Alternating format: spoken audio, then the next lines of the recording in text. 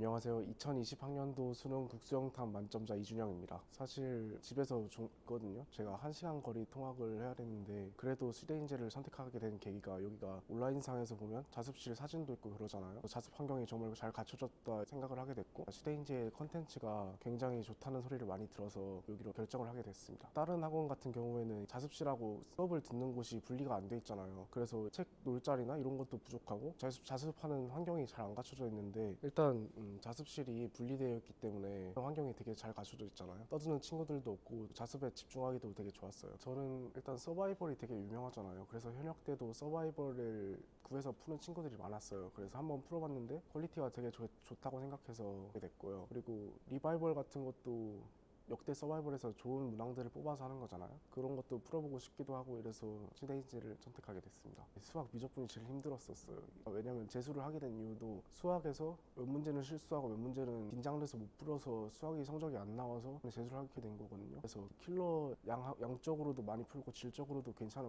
문제를 많이 풀려고 노력을 했습니다.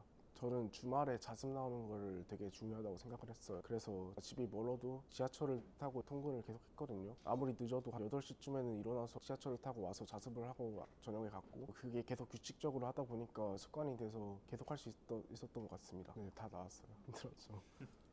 계속 했습니다.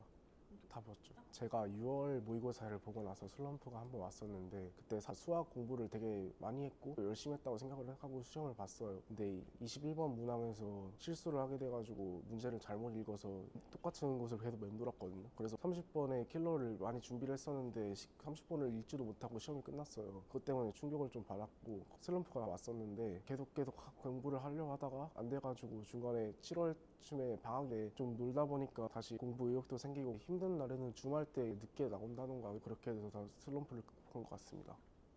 일단 국어의 경우에는 이제 어렸을 때부터 책을 많이 보는 편이어서 기본적인 독해력이 좀 있었어요. 굉장히 읽는 속도가 빨라서 시험 시간이 좀 많이 나는 편이었거든요. 작년 수능 때가 국어가 정말 어려웠었잖아요. 1컷이 84일 정도로요. 제가 그때 시간이 제 기억하기로 한 20분 정도 남았어요. 다 풀긴 했는데 계속 검토를 했는데도 3문제 정도 틀렸거든요. 시간이 문제가 아니라 정확도가 문제가 되니까 좀 압박감이 있었고 그런 부분에 대해서 생각을 계속 하고 있었는데 여기서 거시독해나 구조독해에 대해서 좀 공부를 했는데 도움이 많이 돼가지고 지문 장악하는 그런 거에 대해서 굉장히 좋았던 것 같습니다. 그 이후에는 성적이 계속 올라서 이번에 100점을 맞게 된 것 같습니다. 매주 나오는 간슬리 같은 거를 푸는 식으로 했고 실전 연습에 많이 집중을 했죠. 수학은 그 문제집을 되게 많이 풀었어요. 그 엔제 같은 거를 시중에 있는 걸 다 푼 것 같거든요. 중간중간에 그러면서 개념서를 한 번씩 돌리고 그렇게 해서 실력이 좀 올랐습니다. 약간 야매로 푸는 거 있잖아요. 그런 걸 안 하고 정석대로 푸는 거를 계속 연습하다 보니까 사고 과정이 단축되고 몸에 익고 되게 도움이 많이 된 것 같아요.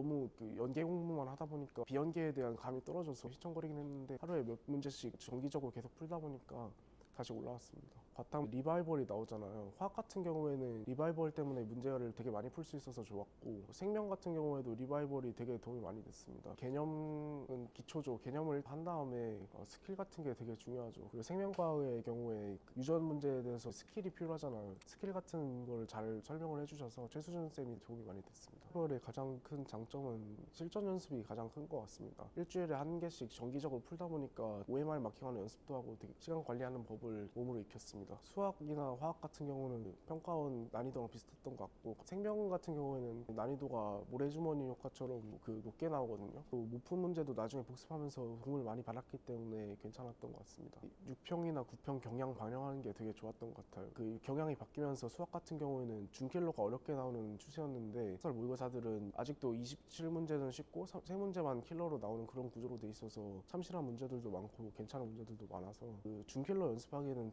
서버가 되게 좋았던 것 같아요. 이제 라이브러리가 좋았던 것 중에 하나가 일단 되게 조용해요. 이게 아무도 잡담을 하는 사람이 없고 주변에 공부하는 분위기다 보니까 집중하기가 되게 좋았어요. 매니저 쌤들이 그 자는 아이들을 깨우거나 그런 식으로 계속 관리를 해주기 때문에 그 뒤에서 누가 지켜본다는 그런 느낌을 가지고 공부할 수 있었고 그게 공부하는 데 집중이 잘 되게 해줬던 것 같습니다. 매니저 쌤들한테 상담을 했었죠. 아까 슬럼프가 왔다고 그랬잖아요. 6월 되기 전에도 몇 번 시험을 봤었는데 계속 생각했던 것만큼 점수가 안 나와서 박근수 쌤이 상담을 해주셨는데 제가 걱정하던 부분도 잘 짚어주시고 개념서 같은 것도 추천해주셔서 수학 실력이 낮은 것 같습니다. 저는 그 수학에서 김현우 쌤이 제일 좋았던 것 같아요. 김현우 쌤이 가르치는 스타일이나 수업 방식 자체가 저랑 되게 잘 맞고 기출 분석 같은 것도 잘해주셔서 많이 배웠던 것 같아요. 기출 문제를 되게 평가원적인 관점에서 분석을 해주셨고 공부해야 되는 방향이나 공부 외적인 그런 부분까지 다 얘기를 해주셔서 되게 도움을 많이 받았어요.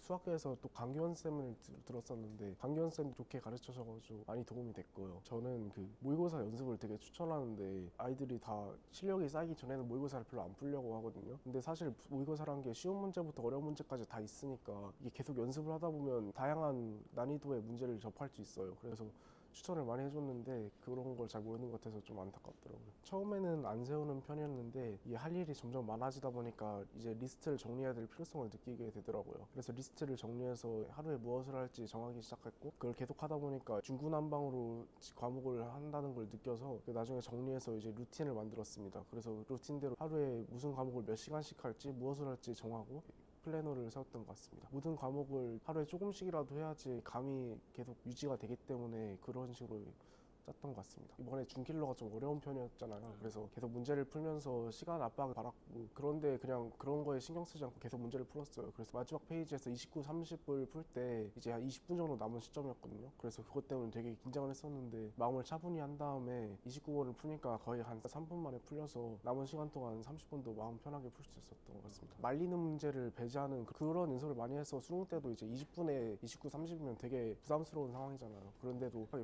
풀 수 있었던 것 같아요. 저 수학이 제일 걱정이 됐습니다. 수학 일단 제가 잦은 잔실수를 많이 하고 그리고 문제를 풀 때 잘못 읽는 경우나 문제 풀이를 적으면서 중간중간에 실수하는 부분이 걱정이 많이 됐었고요. 시간 압박 이런 면에서도 다 시간 내에 못 풀까봐 그런 걱정이 됐었습니다. 계속 똑같은 실수가 나오니까 생각했던 방법이 A4 용지에 틀린 걸 오려 붙인 다음에 원래 시험 시간에 풀었던 풀이를 샤프로 쓰고 그 시험 후에 복귀하면서 다시 제대로 된 풀이를 만든 거를 색깔펜으로 원래 있었던 풀이에 교정하는 식으로 정리를 했었고요. 그렇게 정리를 한 거를 패턴별로 실수 유형별로 모아서 다시 복습을 하면서 틀리지 않도록 했습니다. 그렇게 복기를 하면 좋은 점이 실수의 패턴이 보이거든요. 분류를 해서 같은 실수를 반복하지 않도록 준비를 했던 것 같습니다. 처음에는 그걸 정리를 안 했어요. 근데 그게 계속 쌓이다 보니까 기록은 해놨거든요. 근데 나중에 확인해 보니까 3주 후에 똑같은 실수를 또 하고 또 3주 뒤에 똑같은 실수를 또 하더라고요. 그래서 그런 것도 다 유형별로 정리를 해놨습니다. 그렇게 되니까 이제 똑같은 실수 더 이상 안 하더라고요.